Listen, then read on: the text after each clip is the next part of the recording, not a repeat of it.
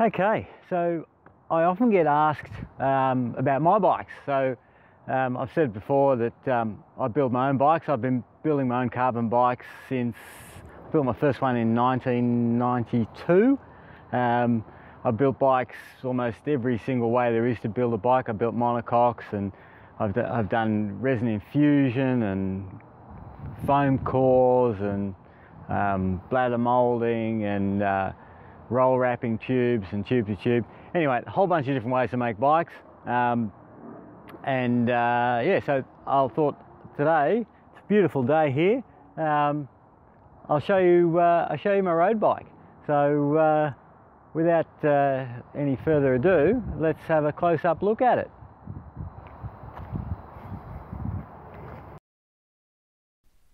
So the first thing to notice that it's sort of classical sort of styling, and just straight round tubes. It's a tube-to-tube construction, this frame. It's got a bit of an integrated seat post with a sort of a mini seat post, which we'll show you a bit later, and also just running standard depth wheels, so no deep dish wheels, just for training. I've got plenty of sets of deeper wheels for racing on, but for training it's just I tend to just use the shallow wheels. So I'm running old Durace 10-speed Di2 to 7970 series. The bar tape's a little bit worn out there on the ends. It's the lizard skins tape. I've made a one-piece bar stem combo, which you can see. It's all sort of pretty clean lines. Set that position up. What I do when I design the frame, I base it around 120mm stem, and then make the top tube the right length to suit that, and then get to make the handlebar stem combo. I'll do that with the standard stem first, dial my position in, and then make a one piece. So also got a custom headset cap there that I made, and it's actually an aircraft titanium bolt as a retaining screw. So the saddle is a Sella Italia SLR, running carbon rails on this one. Little design saddle pack with some spares, down the ISP, and then down to the stays. So looking closer at the saddle, it's a homemade custom seat post, and it's quite minimal, and homemade clamp as well as the seat clamp. So basically everything on the bike was made in-house. Got my logo on the back of the ISP. There's another look at the seat clamp arrangement, and then we go back down the stays, the seat stays. So all the tubes are made in-house, and with a combination of T800 and some M55 JB in fibre as well. So the dropout itself is actually solid carbon, so there's no replaceable hanger. It's solid carbon, stiff and strong, and never had a problem with it. So you can also note the reinforcement where the internal cable routing sort of stuck through where the hole was, so there's extra material through there. You can also note that the chain really needs a clean too, so that's on a to-do list. And then the Di2 front derailleur, and there's also a little plastic dog fang chain drop thing guard. And moving up the seat tube, again straight round tube into the seat tube junction. It's all wrapped. Little spare pump, and house-made water bottle cages as well. So they're made out of high modulus carbon, and they're very light. I think they're only about 12 grams each or something. And also note the clamp-on front derailleur hanger. And for the crank, I'm running a Wireless Pro SRM with the time pedals on it. So the and the Strong Light CT2 chain rings with which I've also put a special anti-friction coating on. So that's been 100% reliable. I've been really impressed with that. Moving up the down tube instead of using riv nuts, it's a titanium threaded fitting which is then bonded and overwrapped onto the down tube.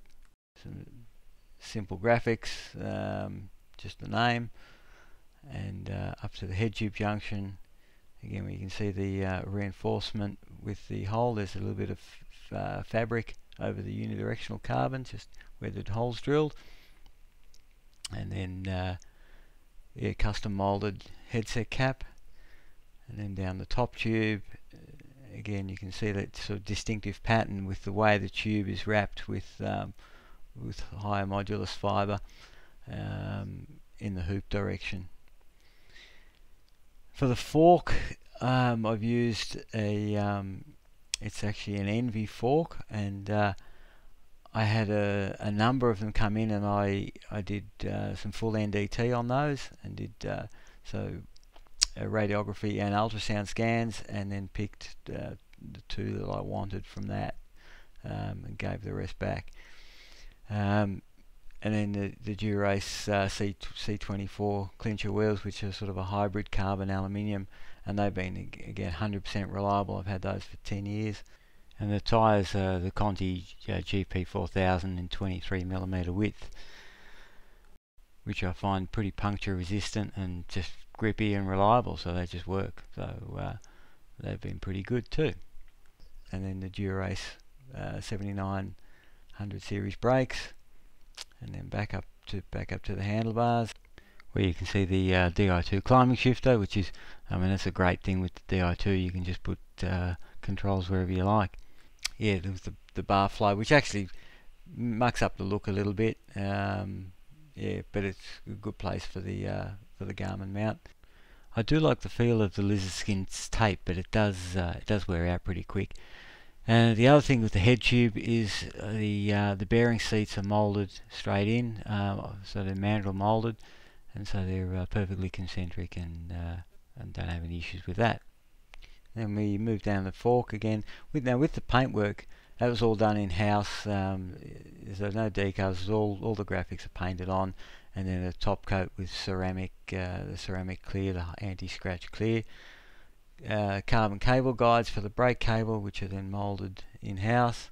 Another one of my water bottle cages, and then we can move into the bottom bracket, where you can see the BB30 bottom bracket shell, but then the crank is a Shimano Octolink. So I manufactured an axle that would fit that, and still running the original SKF bearings from about 8 years ago.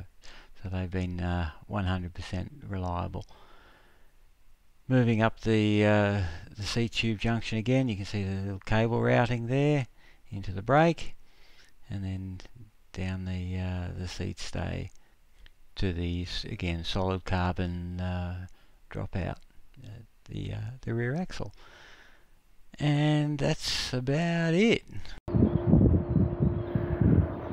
Okay, so that's the review of my road bike. That's sort of my everyday road bike, so it does need a clean and a few things here and there, and but yeah, it's had a lot of Ks on it, that bike. I built it in 2010, and yeah, it's been flawless. So I mean, yeah, really enjoying riding that with sort of, you know, the custom geometry, having it long and low, just how I like it. And yeah, so you know, the only thing I'd probably do to it in the future would be I might go to 11 speed, because it's starting to get difficult to get 10 speed components, and I mean, I think 10 speed's enough on the back really, but yeah, anyway, it's more about getting components. You know, maybe in the future I might build myself another one with disc brakes, or you know, something like that, a bit more tyre clearance maybe. But yeah, I've been riding that basic geometry now since the early 90s. You know, since I started building carbon frames. So yeah. Anyway, if you've got any questions or comments, put them down below. In the meantime, it's been a beautiful day here. Gonna go have some dinner, and yeah, all the best, and we'll see you again soon. Okay, bye.